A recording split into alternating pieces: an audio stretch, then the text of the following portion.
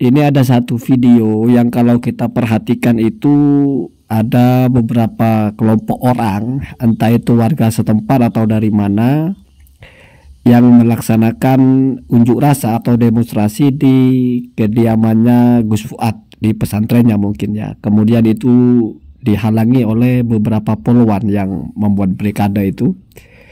Kalau saya perhatikan narasi dari yang demo itu ada tangkap PKI atau apa gitu. Saya kira ini berlebihan ya. Karena sepanjang kasus bergulir tentang Gus Fuad itu, yang perlu dicatat adalah Gus Fuad itu tersandung dugaan penghinaan kepada guru tua. Itu yang disuarakan. Kalau persoalan PKI atau bukan, saya kira itu berlebihan. Karena sekarang itu jangan gampang kita terprovokasi untuk menuduh orang PKI atau apa. Walaupun kalau saya dengarkan narasi dari oratornya itu tidak menyebut nama juga. Cuma buat spanduk saja, ganyang PKI atau bukan markas PKI, terus ada gambarnya Gus Fuad atau apa. Dan bagus sekali itu strateginya, yang membuat pagar itu poluan ya. Jadi yang demo laki-laki itu mikir, masa ia mau nyeruduk perempuan gitu kan, malu ya. Jiper akhirnya, itu bagus juga, salut ya. Jadi kapan-kapan polisi itu kalau ada demo itu yang suruh ngalangin itu yang poluan-poluan aja. Pilih yang agak tua-tua gitu, yang keibuan gitu. Sehingga siapapun yang mau demo dia mikir untuk nyeruduk gitu. Karena ya malu Pak, masa mau menyeruduk pagar perempuan gitu ya. Menarik sekali, itu strategi yang bagus. Tetapi ada satu prinsip dalam agama itu. Dalam Al-Quran ada ayat, ya'dilu huwa aqrabu littaqwa wa la yajrimannakum syana'anu qaumin ala alla ta'dilu. Kalau kita terjemahkan secara sederhana, jangan karena kita benci kepada satu kelompok lalu kita tidak adil. Artinya apa? Dalam keadaan tidak netral saja, artinya kita sudah punya ketidaksukaan kepada satu kelompok, itu keadilan tetap harus. Artinya adil itu apa sih? Proporsional. Jangan melebih-lebihkan. Apalagi dalam keadaan tidak ada kebencian gitu. Atau kalau dibalik, saking pentingnya adil itu tidak pernah lalu boleh diabaikan walaupun kita sedang tidak suka kepada satu kelompok. Saya kira berlebihan kalau ada narasi-narasi Gus Fuad PKI, tangkap PKI atau apa. Perkara dengan kontennya kan sudah diklarifikasi masalah itu. Lagi pula nggak ada orang disebut PKI hanya karena bercanda masalah saya PKI terus langsung ditangkap. Nah, PKI kan PKI yang mana maksudnya? Apakah yang ideologinya paham komunisnya atau apanya? Itu pun dalam skop apa bicara seperti itu. Itu penting kita memahami ucapan orang. Lagi pula kalau misalnya ada PKI atau apa dan dianggap sebagai pelanggaran, itu yang bertindak mesti polisi menangkap gitu. Nggak usah di demo itu. Kalau misalnya itu sudah dianggap kriminal ya sama polisi pasti ditangkap. Atau ada badan hukum yang menyikapi itu. Jadi jangan kita itu gegabah dalam hal apapun. Justru ini diskonstruktif ini. Artinya seolah-olah Gus Fuad ini dibenci semua orang sehingga mau dijatuhkan, sehingga dicari-cari kesalahannya. Ya nggak gitu juga. Harus diingat, garisnya itu jelas. Apa yang menimpa Gus Fuad itu adalah hal-hal yang biasa terjadi. Misalnya ada orang yang diduga menghina satu tokoh, itu biasa.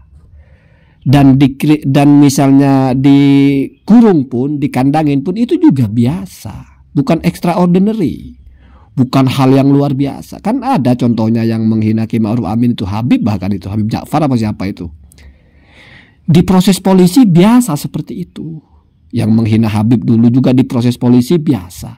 Hal-hal yang biasa saja, bukan luar biasa, bukan kisruh, bukan menghancurkan, bukan adu domba, bukan. Orang melanggar aturan, setidaknya terduga, lalu diproses hukum. Sesederhana itu. Ya sama aja, misalnya ada maling ketangkap di penjara, sesederhana itu. Walaupun kalau ini bedanya adalah kalau maling sudah di penjara kan sudah bukan terduga. Kalau ini kan masih dugaan, masih mungkin nggak diproses atau tidak itu. Jadi nggak perlu ada penebalan penambahan komunis lah, PKI atau apa, berlebihan saya kira, dan itu merusak suasana. Merusak suasana maksudnya menjadi ngeblur. Ini sebetulnya upaya mengkriminalkan Gus Fuad, atau Gus Fuad memang terduga melakukan hal yang kriminal.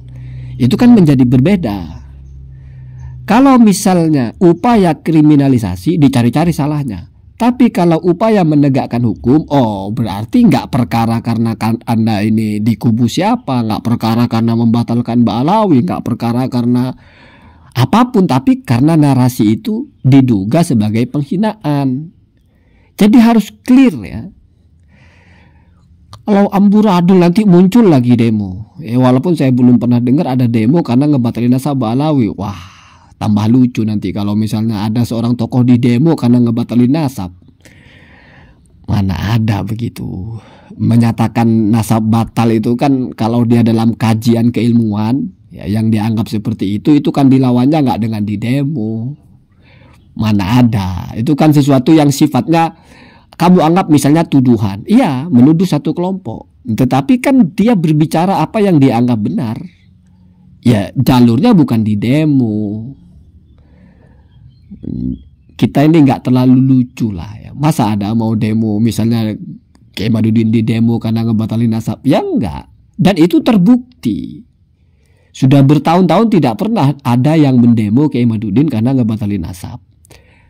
Nggak ada yang datang ke rumahnya, nggak ada yang apa bahasanya itu sampai seperti sekarang heboh gitu, sampai gubernurnya, sampai dari tokoh-tokoh petinggi-petinggi itu menyuarakan untuk diusut secara hukum. Itu nggak pernah berkaitan dengan membatalkan nasab. Itu harus fix itu.